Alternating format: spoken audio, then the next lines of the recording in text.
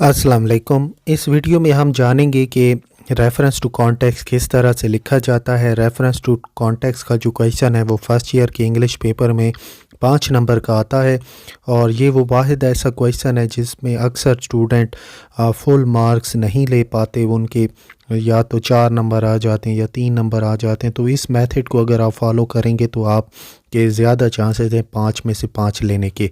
सबसे पहले आपके पेपर में 2 या 3 या 4 पोइट्री की लाइंस आएंगी जिस तरह ऊपर लिखा हुआ है, what is this life a full of care, we have no time to stand and stair.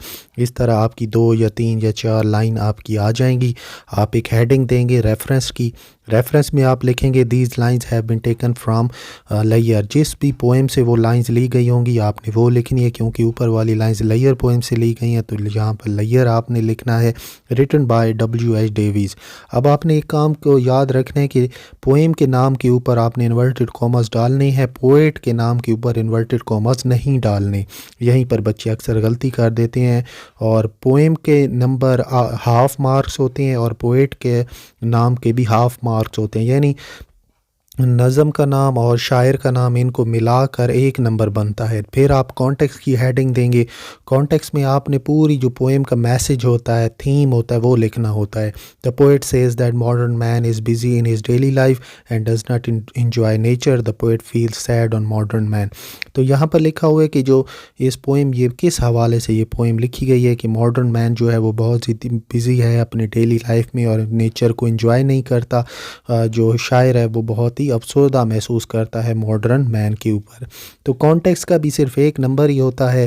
तो यही कोशिश करें कि कॉन्टेक्स्ट को ज़्यादा लंबा ना लिखें, क्योंकि जितना आप लंबा लिखेंगे उतनी गलती करने के चांसेस बढ़ जाएंगे और उतना ही आपके मार्क्स जो हैं वो कट जाएंगे।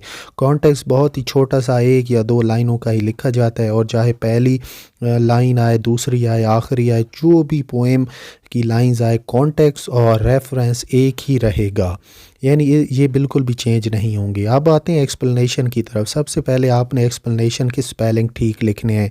जब आप एक्सप्लेन लिखते हैं तो उसमें AIN आता है, लेकिन जब एक्सप्लेनेशन लिखते हैं तो उसमें आई नहीं आता। यही आपने गौर करना है। अब यहाँ पर लिखा है the poet asks what is the meaning of our life and if it is full of trouble we have no time to stand and stare at beautiful nature present around us. यानी ऊपर वाली जो lines आपकी लिखी हुई हैं उसकी आपने एक्सप्लेनेशन करनी है। दूसरे लफ्ज़ों में आप ये समझ लें कि तशरीह करनी है। जिस तरह आपने तशरीह करते हैं उर्दू में, इसी तरह आपने इन लाइंस की भी एक्सप्लेनेशन करनी है। तो यही था रेफरेंस टू कॉन्टेक्स्ट। एक्सप्लेनेशन आपकी लर्नर की बुक में हर पोएम की लिखी हुई है।